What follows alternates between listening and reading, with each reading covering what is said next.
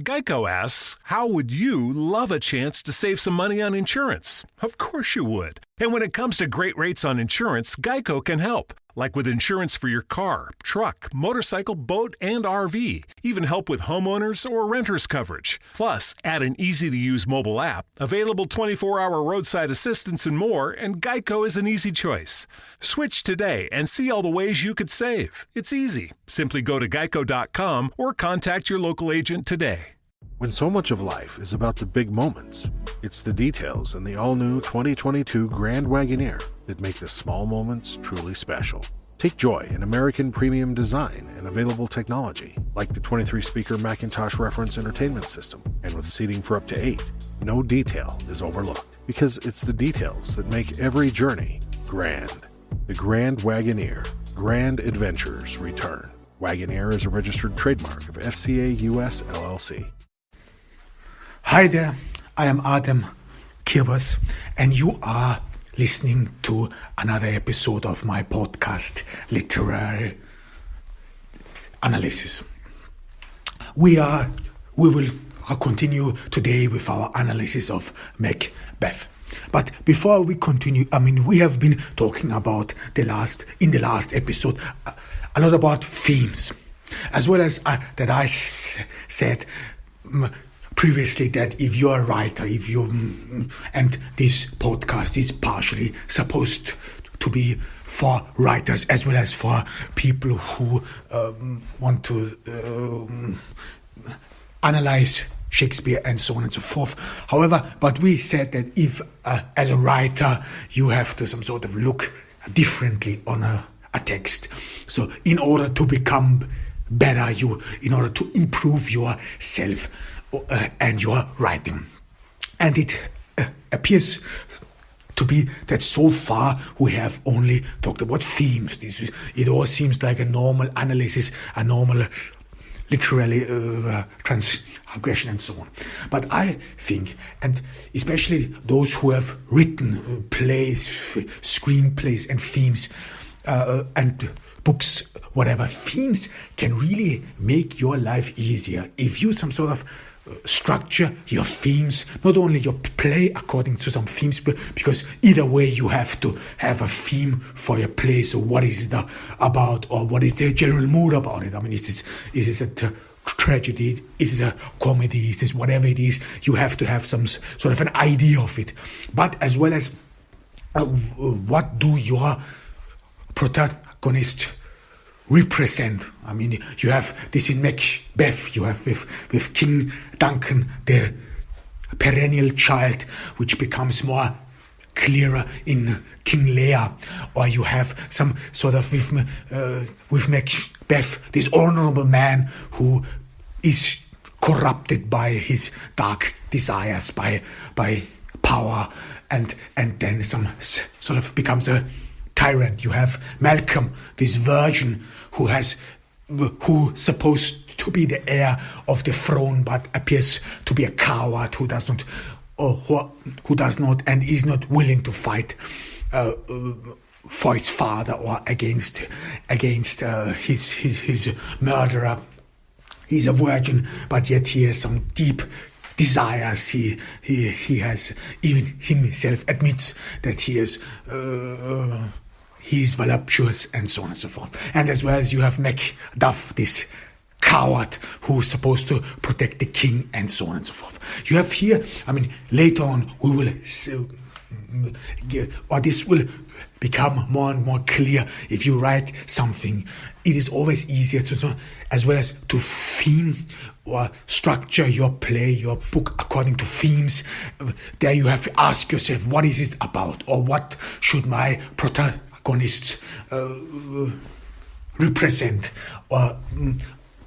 and you can do this from chapter to chapter, or in general you have in Macbeth a lot of moral issues, moral values, like should I go against the king, should I some sort of disturb peace just for my own gain, just or should I justify every violence just for my own personal gain and so forth. So you have a lot of moral questions. And if you write a play, a book, or whatever, it is actually really good. Bring in those moral questions, because this gets your audience hooked. And this is what you really see in Macbeth. So they do not immediately some sort of go ahead and kill, or the Macbeth and his wife, they do not go at once and kill King Duncan. No, they ruminate about this. This is some sort of the tension where this looming question: should I or shouldn't I? Shouldn't I? To be or not to be? You have this already, and this is pretty much good in that sense, because it keeps the audience hooked, and we will talk about later to structure scenes and so on. But however, this moral question, this is, if you want, some sort of a cliffhanger, and it lingers on in the play. It is indeed the most crucial part in the play. Some sort of, should he go for it? In the beginning, Macbeth has a thirst for it. He wants to go for it, but then he some sort of shrinks back. He thinks about the consequences. He thinks about himself. Doesn't he have, or hasn't he gained enough already? He is the Thane of Glamis, and then he was named Fame of Cawdor. Isn't this enough? These new robes and so on and so on. So you have a lot of moral issues.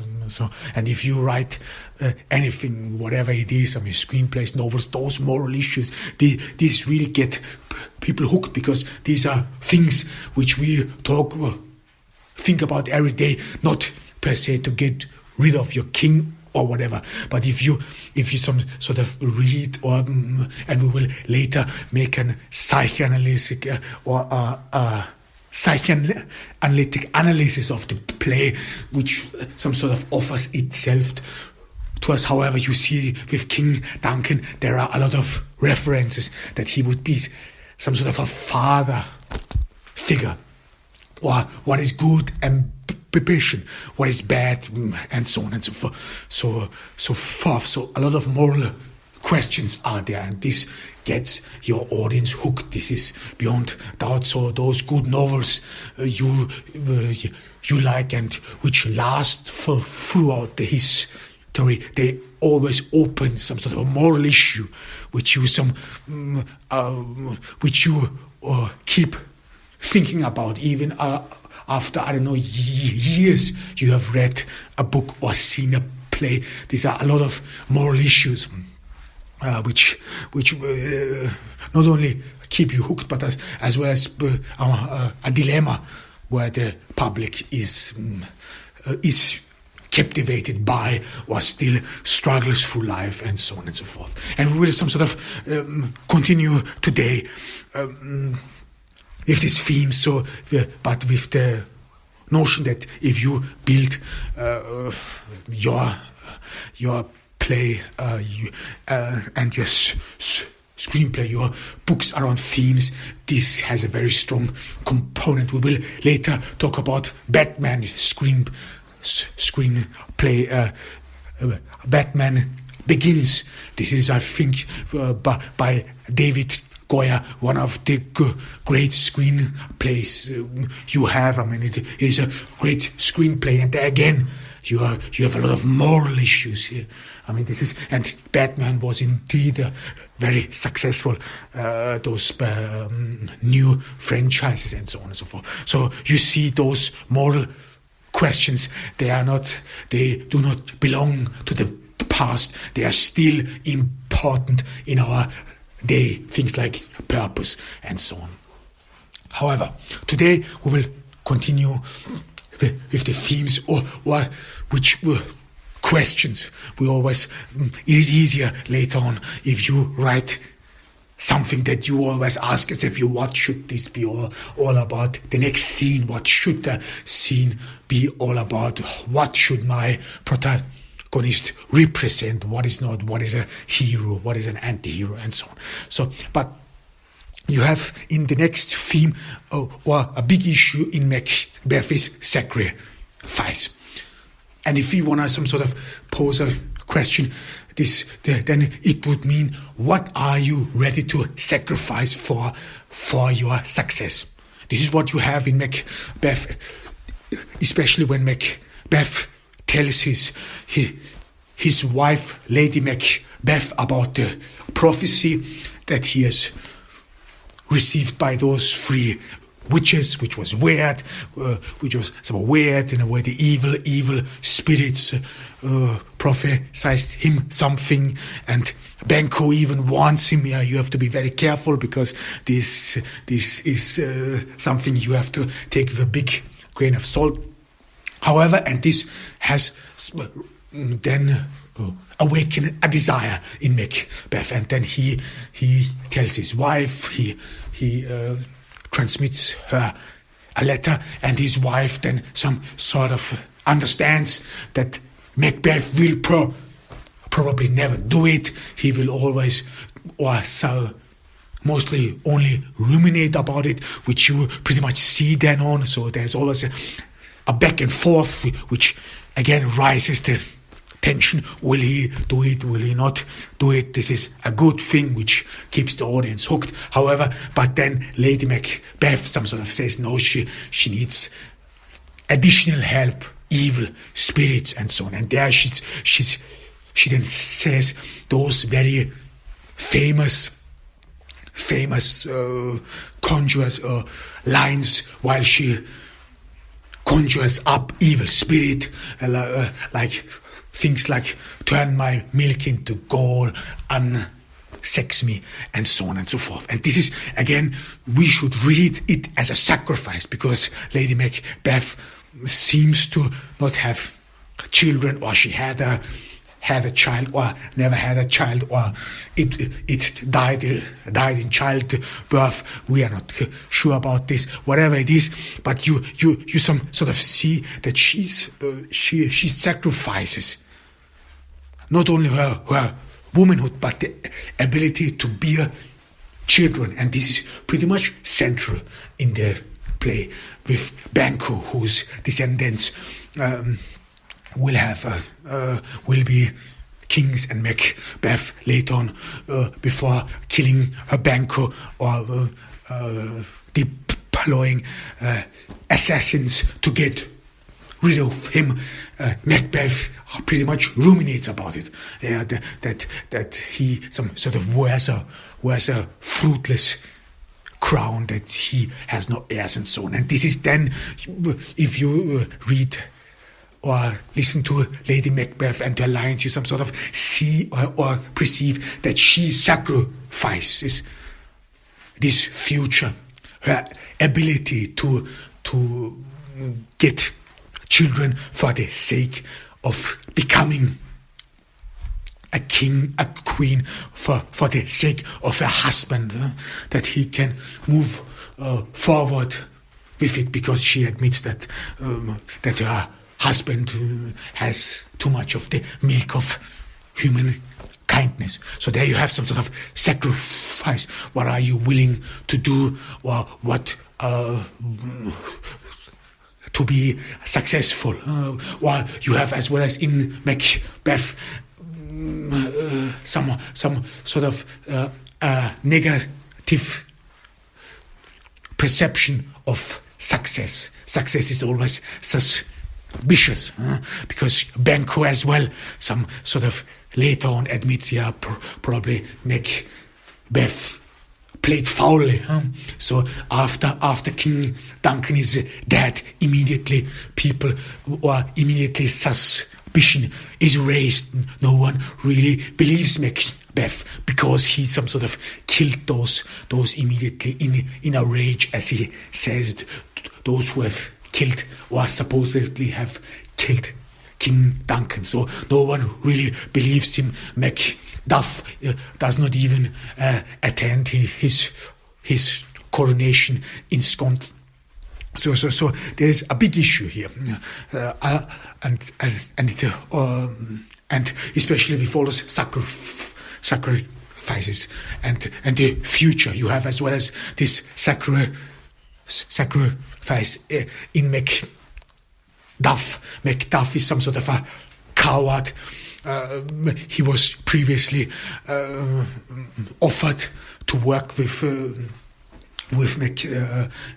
Macbeth. We hear this in the fourth act where Malcolm and Macbeth have a conversation where Malcolm distrusts Macbeth because he abandoned his family, the reason for love and honor. We will talk about the theme love and honor as well, and there you some sort of see again sacrifice. Macbeth sacrificed his own well-being, or sacrificed his family for his own well-being, and again he has no future. This is again you see this like Macbeth, who sacrificed his future to if you want present mortal pleasures, as well as you have the same with Macbeth, who sacrificed his family as well as his love, his honor, of just to save his own skin, just to save his own life. So sacrifice is a big issue. So what are you willing to sacrifice? And as well as every rise through the social ladder is always suspicious. You have to play foul in a way. We will talk about the dagger. The dagger in a way has two, or leaves open two sets of interpretations. The first one is the very famous psychoanalytic interpretation of this hovering dagger. We will talk about it as well. And the second one would be just that it is inevitable. You came so far, you cannot go back anymore. So the dagger pulls his way. The dagger some sort of says to him, there is no way back anymore. And you have some sort of an this is impolite when those three witches meet again in the third scene, when they meet again. Right before they meet Macbeth, there one of the witches shows the others that she has a thumb of a pilot who tried to turn back, who tried to some sort of steer away from the abyss, who tried to save his skin, but he then couldn't, or we don't know what happens in the end, but some sort of we get the notion that there is no way back anymore, and this is some sort of what the dagger could present as well. So you came so far.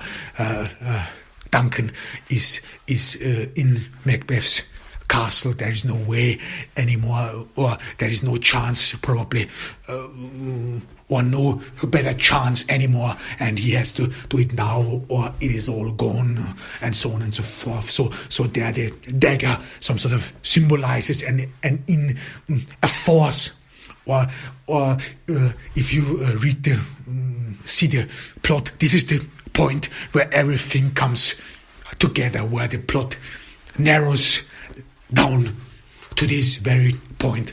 This is where he has Macbeth has before ruminated about this a lot. Or should I do it? Should I go for it? He thought about the consequences.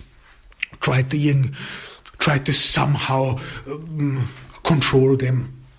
In the end, he can't, and then this dagger pretty much draws him to King Duncan in his home, in his place,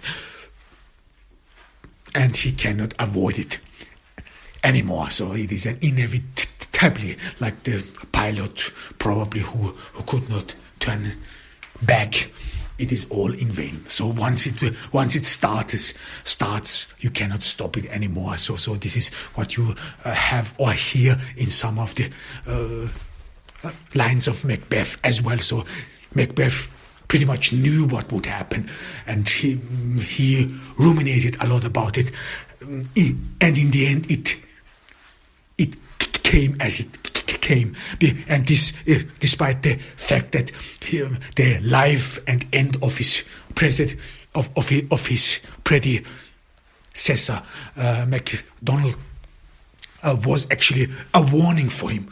This is pretty much the same happened with this MacDonald, the former fame of Cawdor. So here again, some sort of was an honorable man, prosperous. He had apparently everything according to what we hear in the play. He had everything, but yet some sort of threw it all away, like Malcolm. Some sort of is left to stupor about.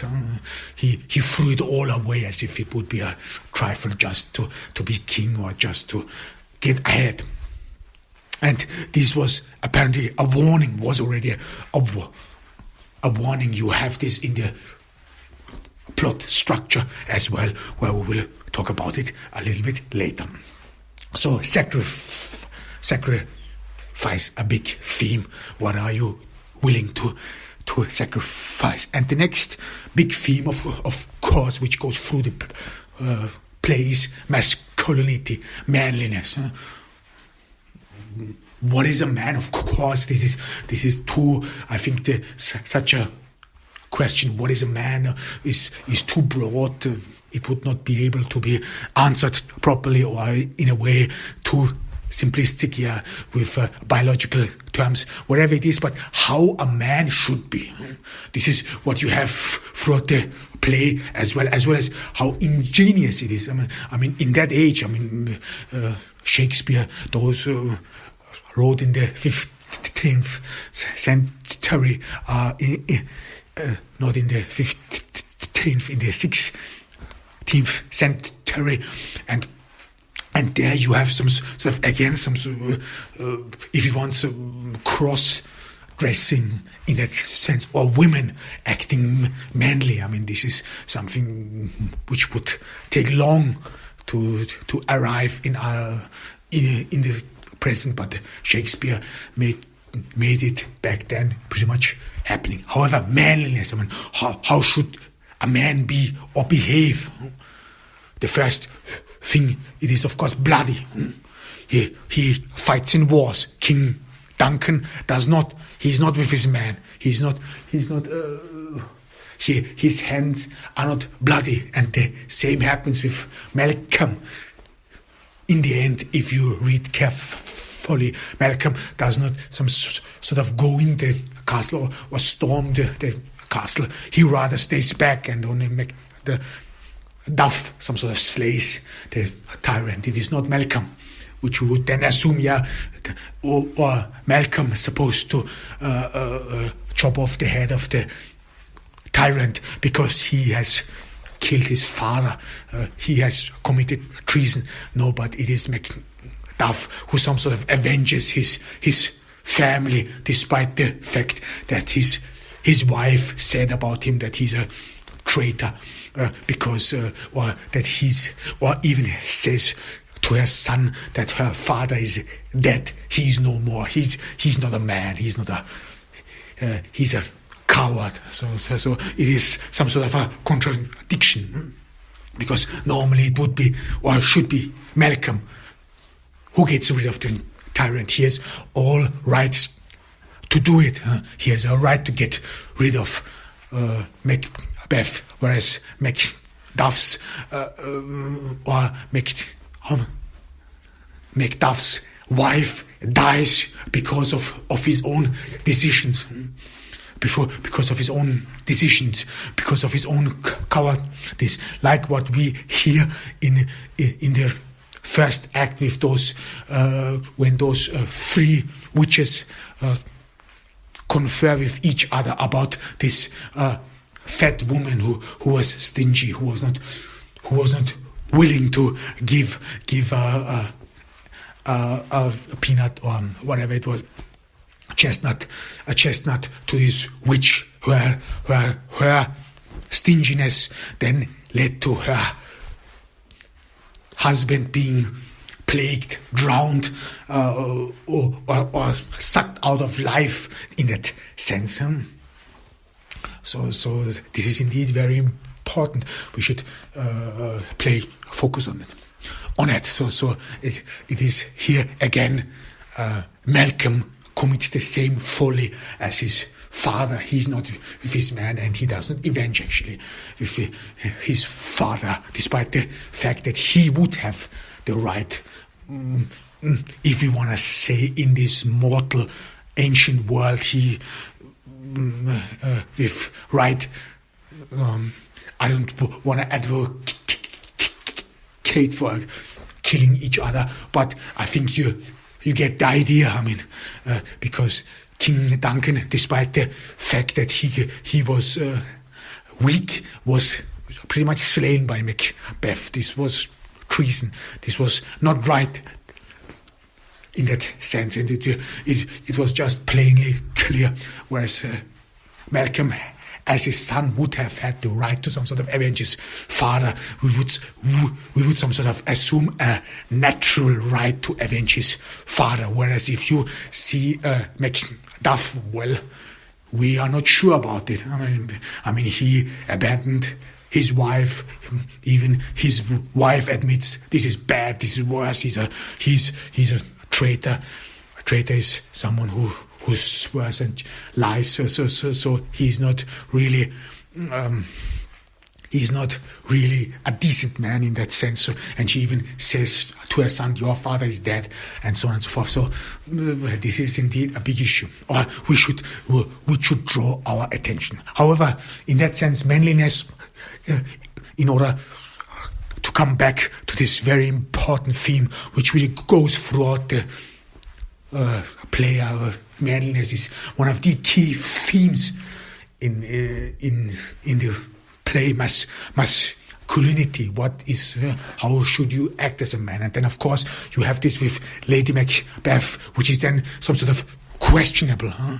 Whether, if you're a man, that you some sort of should by any means necessary pursue your own goal, even though if it means to get rid of your king or / your father, in that sense, move every obstacle out of the way. And as well as you hear this with Lady Macduff, you are some sort of drunk with desire. You want more from your life. You are not complacent. You do not some sort of be thankful for what you have. No, you want more. You crave more.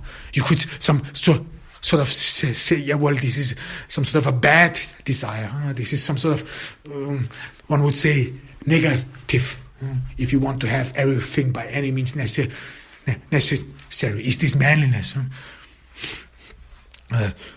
Especially when we consider how the play ended, and that if we listen to Malcolm in the fourth act, then you have again this unstoppable desire, almost bottomless. This is again something questionable, one might ask. However it is, but in the act we pretty much perceive how manliness is portrayed, and this is indeed true for that time, for that area. How a man supposed to act, despite the fact when Shakespeare wrote this play, those nights, this was already over.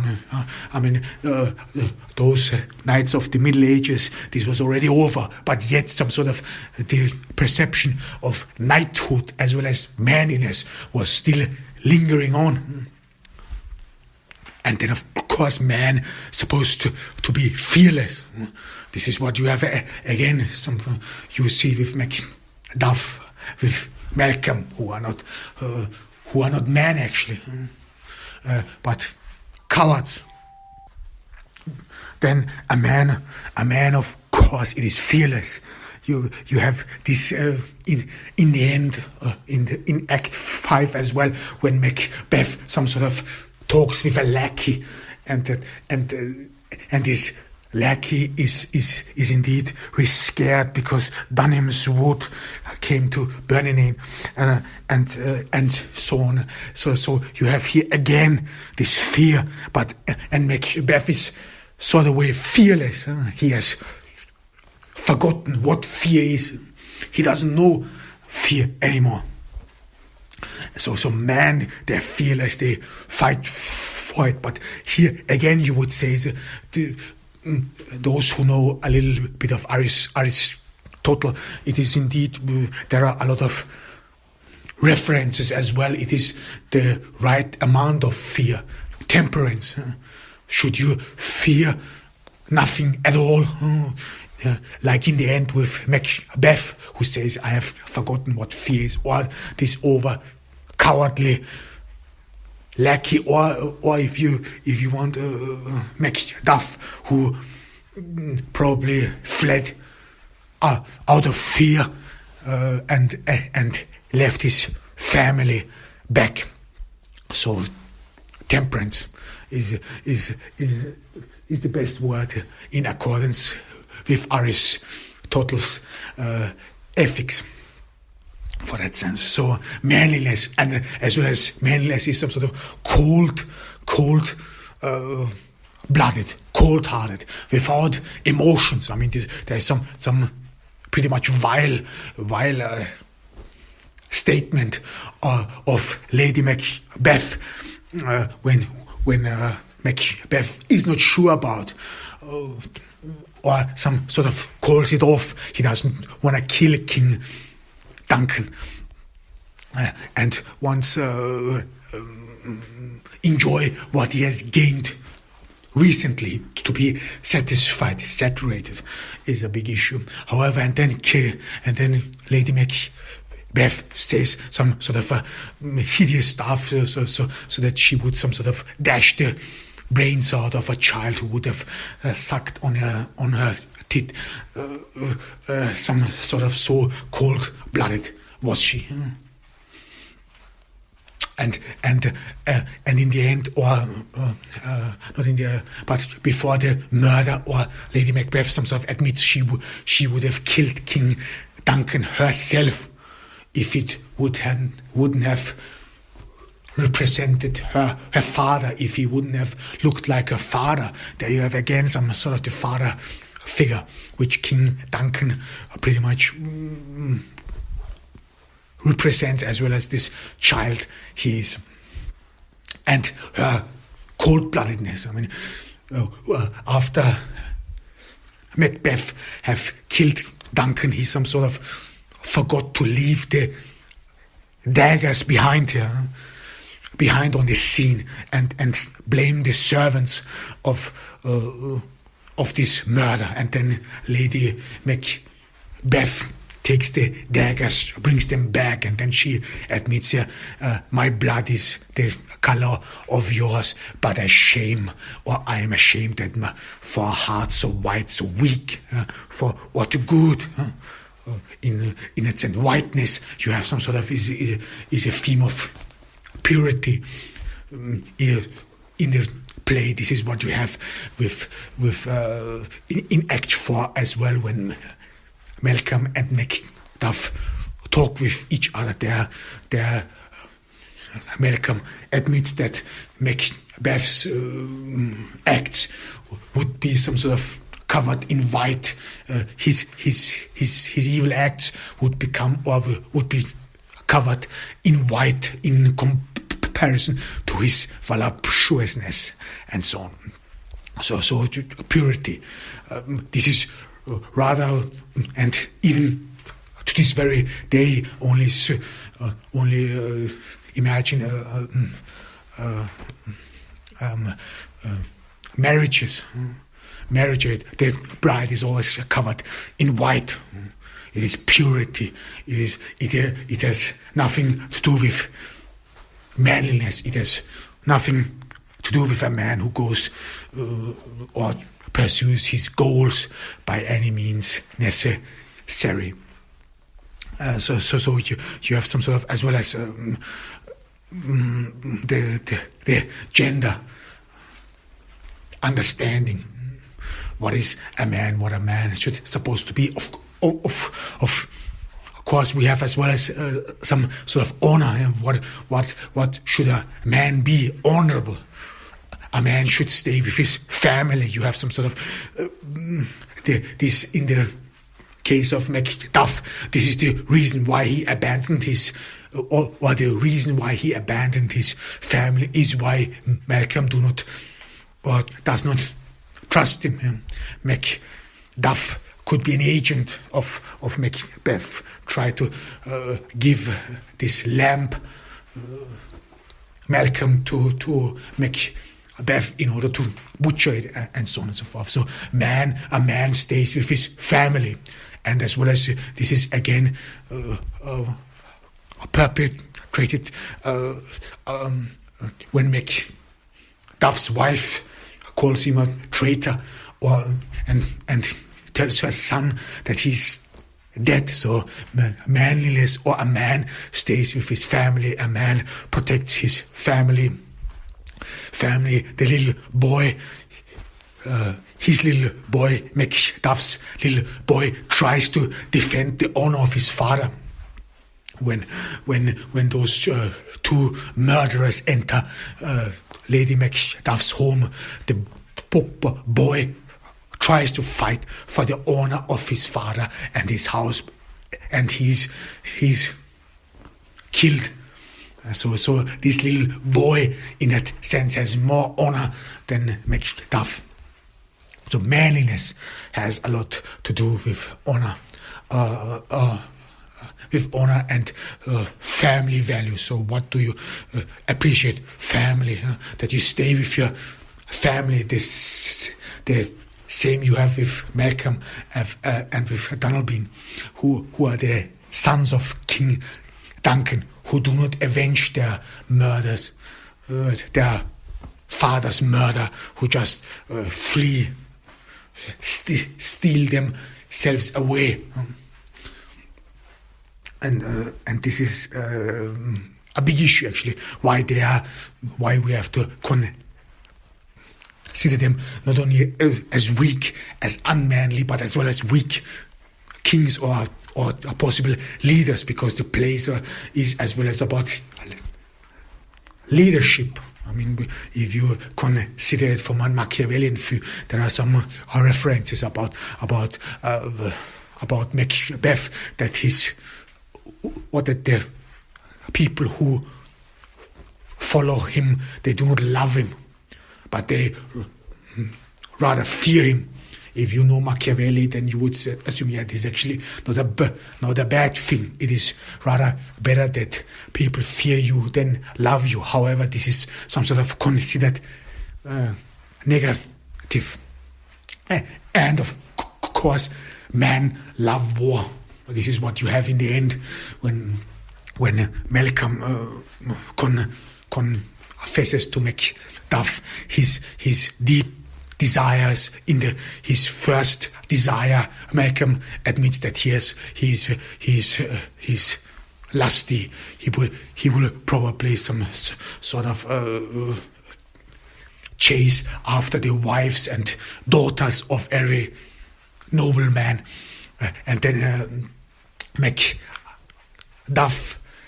assuages Malcolm's concerns that no, there are enough women in Scotland, so there is no worry about it. Then, secondly, Malcolm admits that he has some sort of a desire for wealth. He cannot get enough. He's not satisfied. He will probably kill a lot of noblemen, take away their wealth, and again Macbeth assuages him. No, don't worry, we will have enough. Scotland has enough riches you can go after, so you do not have to kill your fellow countrymen. This would then mean you could oppress the people and so on. And then thirdly, Malcolm says that he would disrupt peace. He would pour the milk of concord. So the peace. He would disturb peace. He would pour it down hell, and this is when Macduff then some sort of is against it. This is what Macduff then does not excuse anymore, because he wants the end of this war. He's not willing to fight. So Macduff and Malcolm fled to King Edward's court. They use King Edward's, who is being perceived as a saint. They get his soldiers who actually fight for him. So Macduff doesn't want to fight. He probably fled and he fled to England because he doesn't want to fight. And this is unmanly. This is not what mans do. Mans fight. They are bloody. Their hands are bloody and so on. So you have again this contrast, or what a man is supposed to be, and with this King Edward, which is man to heal.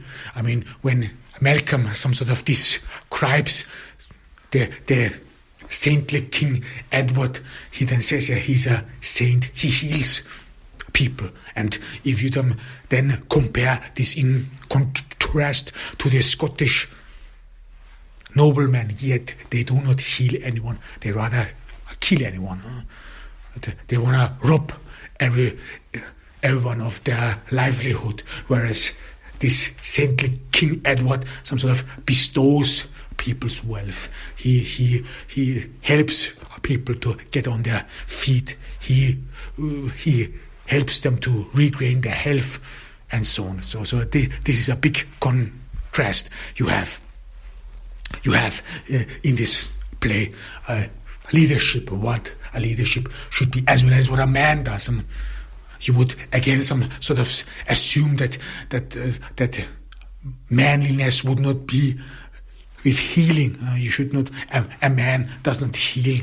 This is what a nurse does. This is what someone else does. But in that sense, especially in reference to King Edward, whom we do not need throughout the play, but rather people only talk about him, this saintly King of England, who instead of destroying his country, heals them, helps them. This is again some sort of he is a good king who does not go to war or does not has to go to war because his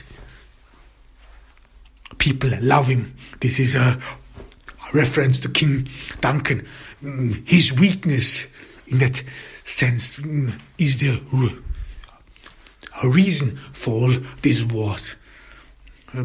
Duncan's weakness, and you do not have this with King Edward, assumably, because he is so beloved, because he can heal, because he can mend fences, whatever it is. So manliness, a big issue, and as well as womanness. I mean, what is, or how should you be, or what is the right conduct for a woman? I mean, we talked about this as well. I mean, there is some negative perception of women with Lady Macbeth, with Hecate, and that women some sort of would be the sole reason for evil, for debauchery and so on. So because of Lady Macbeth, things started.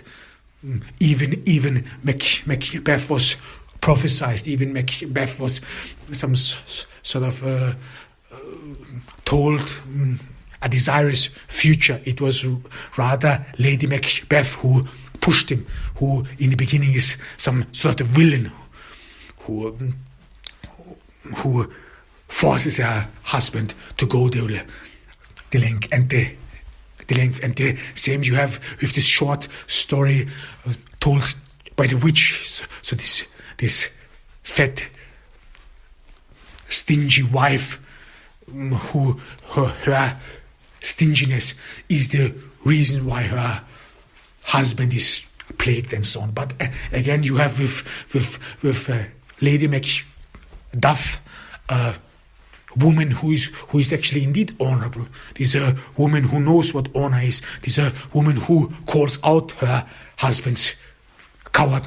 This who calls him a traitor, someone who is not a man, and someone who is dead actually. So you have some sort of two forms of femininity, and I would assume that Lady Macbeth has indeed a very positive perception of womanhood, and that women indeed know what honor is. However, we will talk about this the next week. This was Adam Kebas from Ordu in Turkey. I hope that you stay safe in this pandemic. Bye.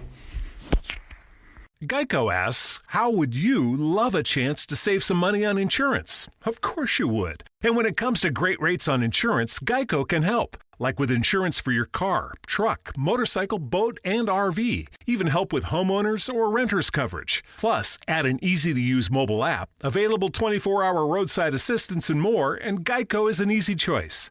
Switch today and see all the ways you could save. It's easy. Simply go to geico.com or contact your local agent today.